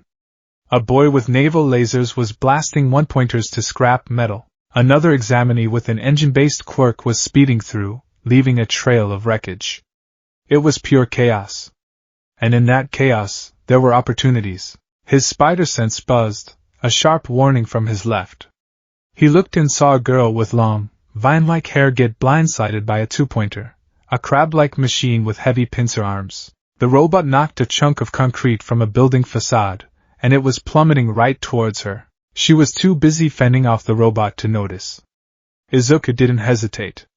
He fired a webline at the falling slab of concrete, another at the wall beside it, and yanked. The slab's trajectory shifted just enough to miss her, shattering harmlessly on the pavement. He then fired 2 quick shots of webbing at the robot's optical sensor and leg joints. Blinded and immobilized, the machine stumbled and crashed, an easy target for another examinee to finish off. He didn't get the points, but that wasn't the goal. He swung away before the girl could even see who had helped her. This became his pattern. He was a phantom on the rooftops. His spider sense gave him an unparalleled view of the entire battlefield. It was a constant stream of information, warning him of ricochets, falling debris, and ambushes. He became a master of the assist. A boy with a hardening quirk was cornered by 3 one-pointers. Izuku, from 3 stories up, webbed 2 of them together, causing them to crash into each other, and then yanked the third one off its feet, allowing the boy to smash them with ease. Rescue points. A group of examinees was so focused on a 3-pointer in front of them that they didn't see another one preparing to ambush them from an alley. Izuku shot a wide net of webbing, blocking the alley entrance completely, trapping the robot inside. Rescue points. He saw examinees get their legs pinned under rubble. A quick web line would pull the debris free. He saw others about to be overwhelmed. A precise shot would disable a robot's weapon or trip it up, giving them the opening they needed. He was everywhere and nowhere at once, a whirlwind of silent intervention. He didn't destroy a single robot himself, but his actions directly led to the destruction of dozens and, more importantly, prevented countless students from being taken out of the exam. In the UE observation room, a group of pro-heroes and faculty members watched the monitors with keen interest. "That Bakugo kid in Battle Center B has incredible power and combat sense," one hero commented, watching Bakugo blast his way through a swarm of robots. "He's already racked up 77 points. A real powerhouse." Indeed, another agreed. But his disregard for his surroundings is a problem. He nearly collapsed a building on top of another applicant. The principal of UA, the small, white-furred creature known as Nizu, sat in his high-backed chair, his intelligent black eyes darting between screens. "Power is only one facet of heroism," he said, his voice cheerful but laced with profound wisdom. He took a sip of tea. "Tell me, Aizawa. Do you see anyone interesting?" Shota Aizawa, the perpetually exhausted underground hero Eraserhead, grunted, his eyes narrowed as he focused on one particular monitor feed. The camera was struggling to keep up with the green blurring figure swinging between buildings. "There's one," he said, his voice a low monotone. "Examinee 7111. Midoriya Izuku. Quirk registered as Spider." The other teachers focused on the screen. They saw the examinee web up a piece of falling signage, saving a girl with earphone jacks hanging from her lobes. They saw him yank another student out of the path of a charging 2-pointer. They saw him disable robots non-lethally, creating openings for others. "He hasn't earned a single villain point," a hero noted, confused. "No," Aizawa said, a rare flicker of interest in his eyes. "He hasn't.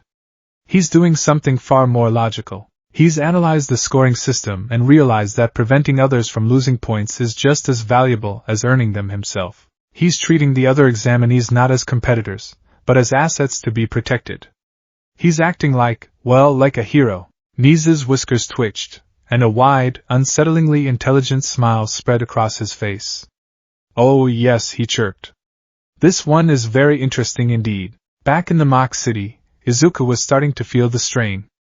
The constant use of his spider sense was giving him a pounding headache, and his muscles were beginning to ache. He had no idea how many rescue points he'd accumulated. It was an abstract concept, a gamble he had to hope would pay off. Suddenly, the ground trembled violently. A deep, grinding roar echoed through the city, and buildings began to shake. A shadow fell over the entire district. Izuku looked up and his blood ran cold. Looming over the cityscape, its massive form taller than the highest buildings, was the 0-pointer. It was a colossal green robot, a titan of metal and circuitry that moved with terrifying speed for its size. Its single, glowing red eye scanned the street below. It was an obstacle, not a target. An arena trap. Its purpose was to instill panic, to test crisis management. Less than 2 minutes remaining. Present Mick's voice boomed. Examinees screamed and fled. No one was stupid enough to engage a monster that was worth 0 points. It was pure, unadulterated flight or fight, and everyone chose flight. Izuku, too, began to swing away, intending to find more opportunities for rescue in the ensuing chaos. Then he heard a cry. "Help! I'm stuck!" His head snapped back.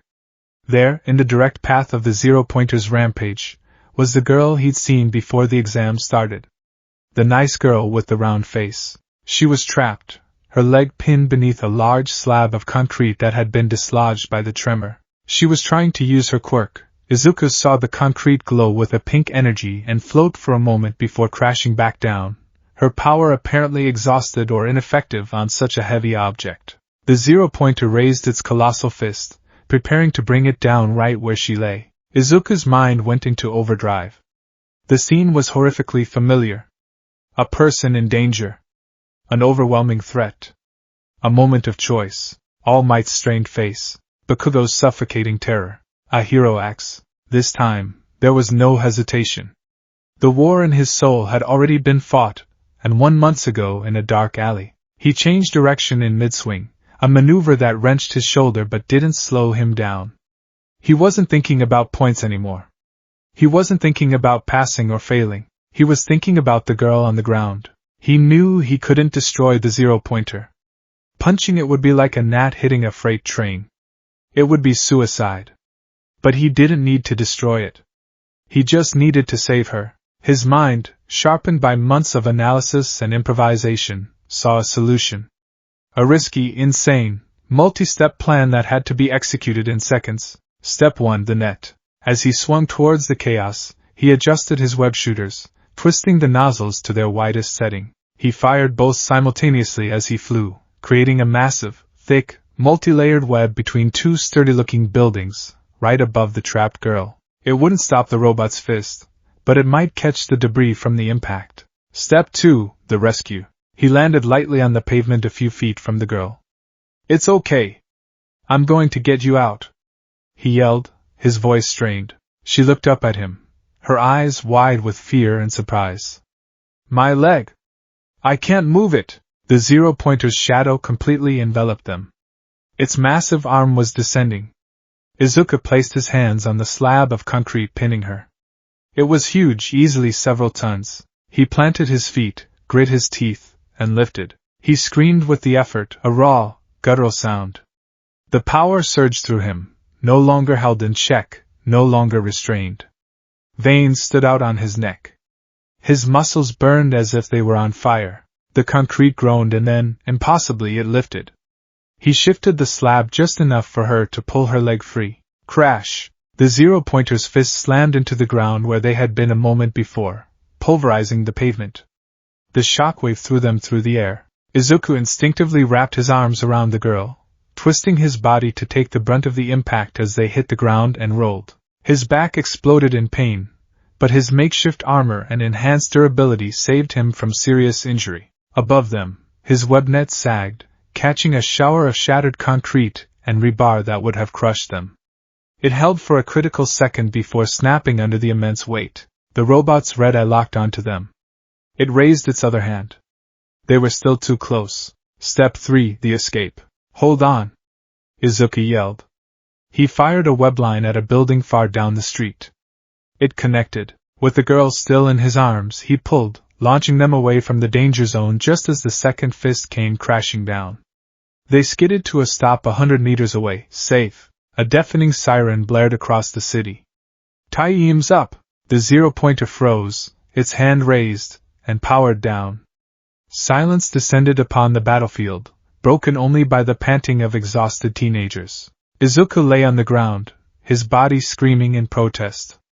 The girl in his arms pushed herself up, looking at him with awe. You saved me! That was amazing! My name's Achiko Uraraka. Izuku Midoriya," he gasped, his head swimming. He tried to stand, but his legs gave way. The adrenaline was fading, leaving behind a deep, bone-deep exhaustion. The combination of physical overexertion and the constant strain of his spider sense had completely drained him. Uraraka, seeing his state, suddenly rushed over to the side and threw up, a side effect of her own quirk. "Sorry," she said, wiping her mouth. "Overuse makes me nauseous." "Thank you, really? You were incredible." Izuku could only manage a weak nod. He had done it. He had acted. He had saved someone. But as he looked at his score counter on the small device they'd all been given, a pit formed in his stomach. Villain points 0. He had failed. He had followed his heart, acted like a hero, but in the process, he had completely failed the test's primary objective. He had gambled everything on the existence of rescue points, and he had no way of knowing if it was enough. The crushing weight of potential failure settled over him, heavier than any robot. He had come so far, only to fall at the final hurdle. In the observation room, the faculty was silent. They had all witnessed his last-minute, desperate act of heroism. "Well, I'll be," one of the heroes muttered. "He lifted that concrete. And that web, the tensile strength is off the charts," another added. "What exactly is his quirk?" Aizawa was staring at the screen, his tired eyes wide. He had seen the desperation, the raw power, the strategic brilliance, and the utter self-sacrifice. He had seen a boy with 0 villain points act more heroically than the top scorer. Niza set his teacup down with a soft clink. His beady eyes were gleaming. "Give that boy," he said, his voice filled with a cheerful, terrifying certainty, 60 rescue points. The week between the UA entrance exam and the arrival of the acceptance letters was one of the most agonizing periods of Izuku Midoriya's life. The adrenaline had long since faded, leaving behind the cold, hard reality of his performance. A big, fat 0. He had replayed the exam in his head 1,000 times. He'd saved Uraraka, yes, and he knew in his heart it was the right thing to do. But UA wasn't a school for good intentions. It was the top hero academy in the nation. They were looking for results, for power, for overwhelming potential. He had shown them unorthodox tactics and a desperate, last-minute gamble. He was sure he had failed. The guilt, which had been a constant companion, returned with a vengeance. He had been given this incredible power, this second chance at his dream, only to squander it. He imagined All Might watching the exam, seeing him fail, his disappointment a palpable weight on Izuku's shoulders. The nightly patrols stopped. The weight of his potential failure was too heavy. Swinging through the city felt less like freedom, and more like a painful reminder of what he was about to lose. He was sitting at the dinner table, pushing a piece of fish around his plate with his chopsticks, when his mother brought in the mail. Her hands were trembling as she held up a thick, cream-colored envelope bearing the unmistakable red wax seal of UA High. "Izuku," she whispered, her voice thick with emotion. "It's here." Izuku's breath hitched. His heart felt like it was trying to beat its way out of his chest. This was it. The moment of truth. He took the envelope, his fingers fumbling with the seal. It felt impossibly heavy, like it contained the entire weight of his future. Inside was not a letter, but a small, disc-shaped device. He placed it on the table and it flickered to life, projecting a three-dimensional image into the air. It was All Might. Not the skeletal Tashinori Yagi, but the booming, magnificent symbol of peace, dressed in a garish yellow suit. "I am here!" As a projection. The hero's voice thundered, making both Izuku and his mother jump. Izuku stared, speechless. Why was All Might, his idol, his confessor, delivering his rejection letter? "Young Midoriya," All Might began, his tone softening slightly. "I know you must be worried. You passed the written portion of the exam with flying colors, but in the practical, you scored a grand total of 0 villain points." Izuku's stomach plummeted. He felt his mother's hand gently squeeze his shoulder, a disappointing result on its face. All Might continued, striking a dramatic pose. But that was not the only way to pass the exam. He gestured to a screen that appeared beside him, showing footage from the exam. It showed him webbing up falling debris, pulling other students from harm's way, disabling robots non-lethally. Then, it cut to the final, dramatic moments. "Do you really think," All Might's voice swelled with pride, "that a hero academy like Yui would turn away a student who embodies the very spirit of heroism? The judges were not just looking for destruction. We have another, secret category of points. Rescue points." The footage showed him lifting the concrete slab off Uraraka. It showed him catching her, shielding her with his own body. It showed his desperate, web-slinging escape. "Your actions moved the judges," All Might declared. "For your selfless protection of your fellow examinees and your ultimate act of valor in the face of overwhelming danger, the UA Faculty has awarded you 60 rescue points. The number flashed on the screen beside a clip of Uraraka earnestly pleading his case to present Mike after the exam. And another student was so moved by your courage that she gave up some of her own points for you, though it wasn't necessary. 60 points. Izuku's mind reeled. He hadn't just passed. He had passed with one of the highest scores. Young Midoriya, All Might said, his projected image leaning forward, his voice dropping to a more personal, meaningful tone. You acted. You did not freeze. You saw someone in trouble, and you moved without thinking. That is what makes a hero. His smile seemed to hold a genuine, personal warmth that no one else would have understood. So, welcome, Izuku Midoriya. This is your Hero Academy. The projection faded. Izuku sat in stunned silence, the words echoing in his ears. He had done it. He had actually done it. Tears welled in his eyes, not of shame or guilt this time, but of pure, unadulterated joy. He looked at his mother, who was already sobbing, pulling him into a tight, tearful hug. I'm so proud of you, Izuku. So proud. He had a long way to go to atone for his failure. But this was a start.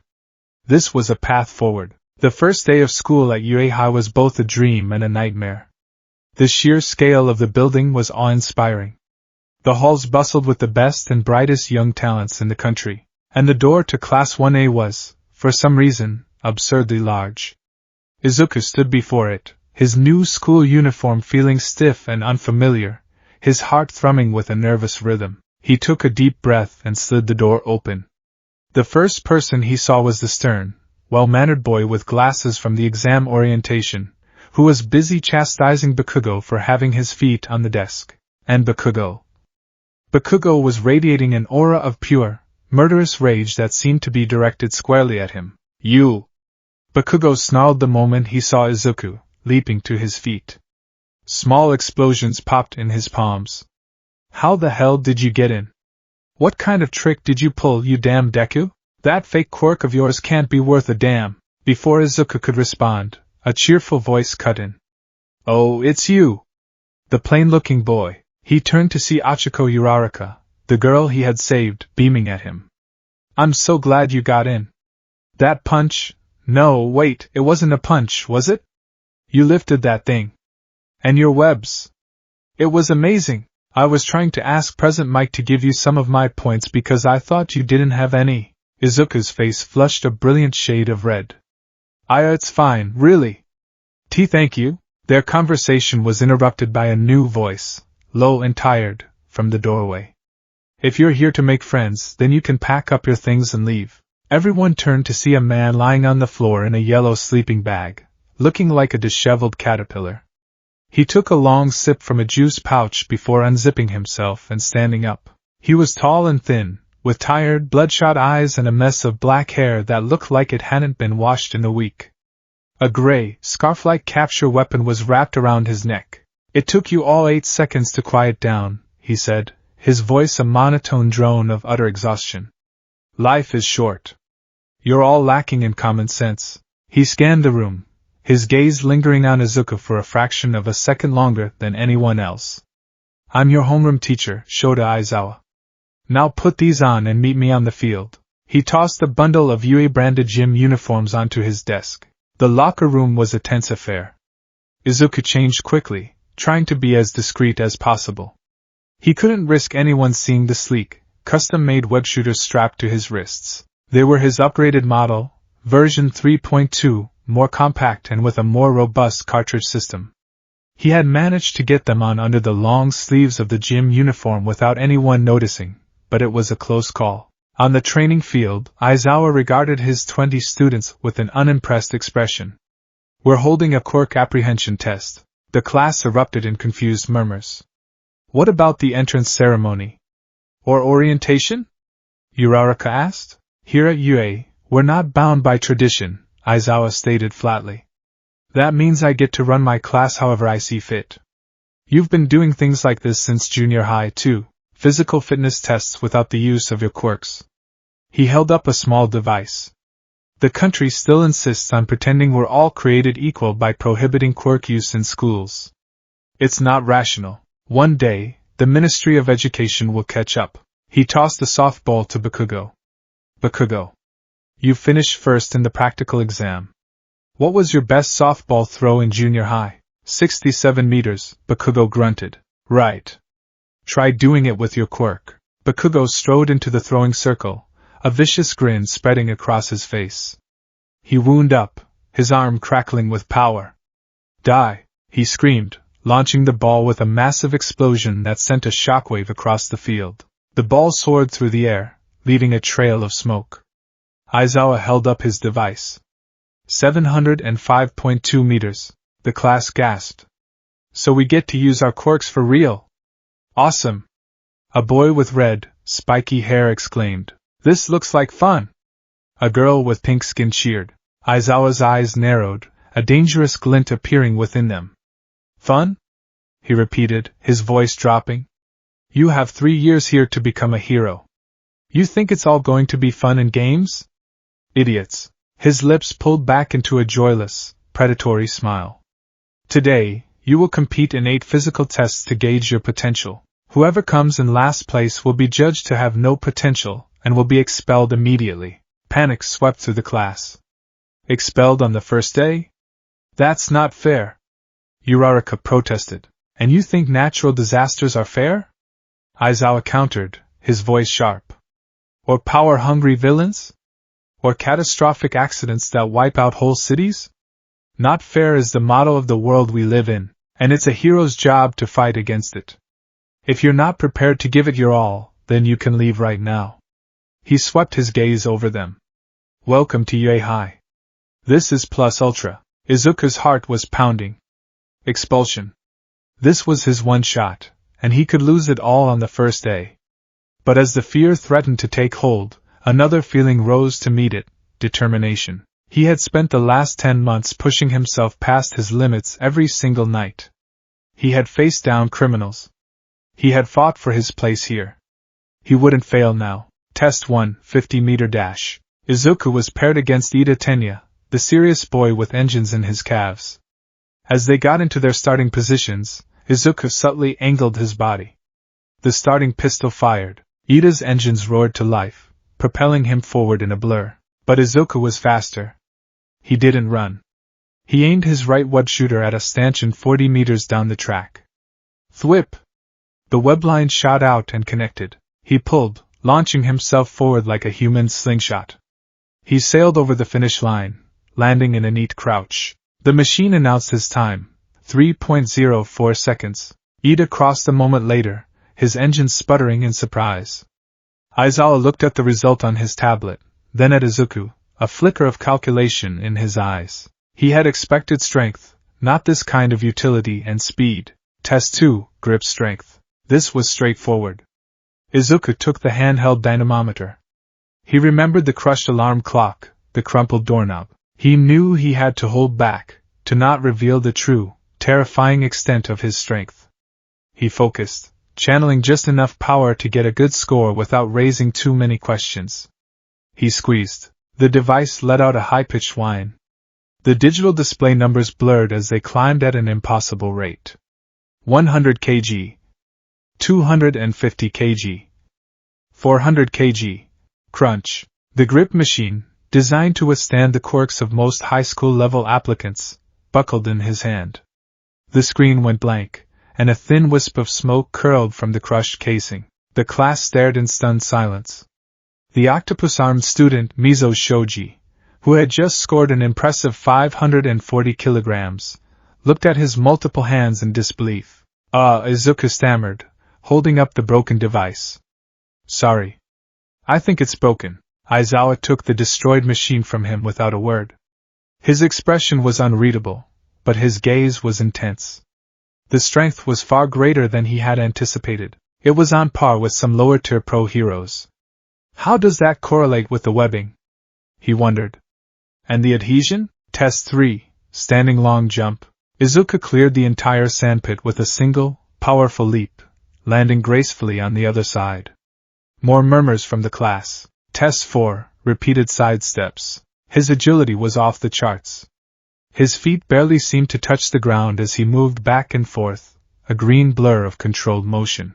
His score was second only to a diminutive, purple-haired boy who bounced between the lines like a rubber ball. With each test, Izuku felt the eyes of his classmates on him. The awe, the confusion, the suspicion. He was no longer the plain-looking boy. He was an anomaly. Bakugo watched him with a look of pure, unadulterated fury, his knuckles white as he gripped his own hands. This wasn't the Deku he knew. This was someone else, a monster wearing his childhood victim's face, but the most intense gaze came from their teacher. Aizawa's tired eyes missed nothing. He saw the way Izuku unconsciously braced himself before each test, the flicker of calculation before he acted. He saw the unnatural grace, the impossible strength, the jarring combination of abilities that didn't seem to fit together. The final test was the ball throw. Uraraka went up and scored an infinity, her quirk sending the ball into the stratosphere. Izuku knew he couldn't beat that, but he had to get a good score. He walked into the circle, the familiar weight of the softball in his hand. He could just throw it. With his strength, he could probably match Bakugo's score, maybe even beat it. But that was brute force. He had learned over the last 10 months that the smartest application of power was rarely the most obvious one. He had an idea. It was showy, but it was efficient. He held the ball in his left hand. With his right, he aimed his web shooter at it. Thwip! A single, strong strand of webbing attached itself to the ball's surface. He began to swing it, faster and faster, a whirlwind of motion, like a sling from antiquity. The web line stretched, storing kinetic energy like a colossal rubber band. What is he doing? Someone whispered. He spun 3, 4 or 5 times, the ball now a screaming blur at the end of its tether. Then, at the peak of his final rotation, he let go of the web line. The ball shot off with a sound like a rifle crack. It didn't just fly, it rocketed. It disappeared into the sky, a tiny white speck against the blue, traveling even farther and faster than Bakugo's explosive throw. Aizawa watched it go, his eyes narrowed. He looked at his tablet. The numbers were still climbing. Finally it beeped. 705.3 meters. He had beaten Bakugo by 1/10 of a meter. A deafening silence fell over the field. Then Bakugo exploded. DKU! He roared, launching himself forward, his hands crackling. You bastard! How are you doing this? Tell me how you've been lying to me. Before Bakugo could take another step, he was frozen in place, tangled in Aizawa's gray capture weapon. What the? This cloth is hard. Bakugo struggled, but it was no use. It's a capture weapon made of carbon fiber alloyed with a special metal wire, Aizawa said, his voice dangerously low. His hair was floating, and his eyes were glowing a hellish red. Stand down, and stop forcing me to use my quirk so much. It gives me terrible dry eye. He released Bakugo, who stood seething. Aizawa's glowing eyes then fixed on Izuku. Midoriya. Izuku froze, his blood running cold. Aizawa strode over to him, his presence radiating an intimidating pressure. Your performance is illogical, Aizawa said, his voice quiet enough that only Izuku could hear. Your file says your quirk is spider. It lists enhanced strength and adhesion. It says nothing about organic webbing generation. It's not organic, Izuku stammered, his mind racing. He gestured to his wrist.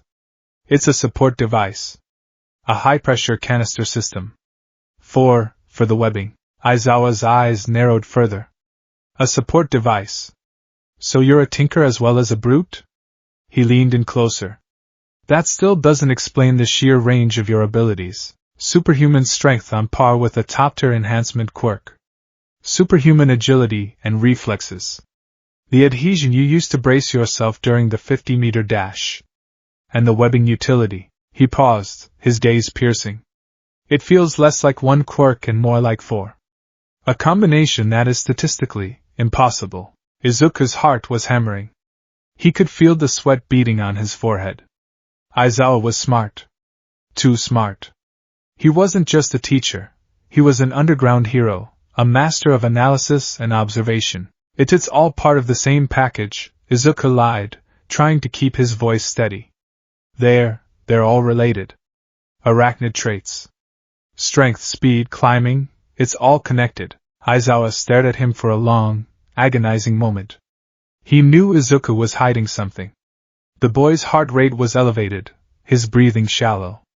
The tells were obvious. But he had no proof, just a deep, gut feeling that something about this student was fundamentally wrong. There was a piece of the puzzle missing, a huge, gaping hole in the middle of his story. I see, Aizawa said finally, though his tone made it clear he didn't believe him. He straightened up. I'll be keeping an eye on you, Midoriya. A very close eye. He turned and walked back to the front of the class.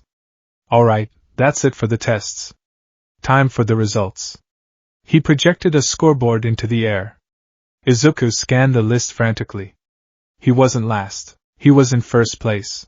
A gasp went through the class. Izuku Midoriya, the boy who had scored 0 villain points, had come in first in the quirk assessment. At the very bottom of the list, with the lowest score, was a short boy with purple balls for hair, Minoru Mineta, who looked like he was about to cry. And I was lying about the expulsion, Aizawa said with a deadpan expression. It was a rational deception designed to make you push your limits. The class erupted in outrage and relief. A tall, black-haired girl, Momo Yayorozu, pointed out that it should have been obvious. Of course, it was a lie. Aizawa just shrugged. That's it for today. Your curriculum sheets are in the classroom. Look them over before tomorrow. He turned to leave, but paused, looking back at Izuku one last time. The message was clear. This isn't over. As they walked back to the locker room, Izuku was bombarded with questions and congratulations from his new classmates. Uraraka was bouncing with excitement, and Ida was formally apologizing for misjudging him. He felt a warmth spread through his chest. For the first time, he wasn't being ridiculed for his dreams. He was being admired for his abilities. He was making friends. But as he changed back into his uniform, carefully concealing his web shooters, he felt a chill. Aizawa's skeptical eye was a serious threat. His power wasn't a quirk. It was an anomaly, a secret he had to protect at all costs. If the truth ever came out, that his powers weren't from birth, but from a radioactive, genetically engineered spider created by a weapons and technology corporation, the consequences would be unthinkable. He would be treated like a lab experiment, a biological weapon, not a hero. His life at Yuri was going to be a tightrope walk over a canyon of secrets.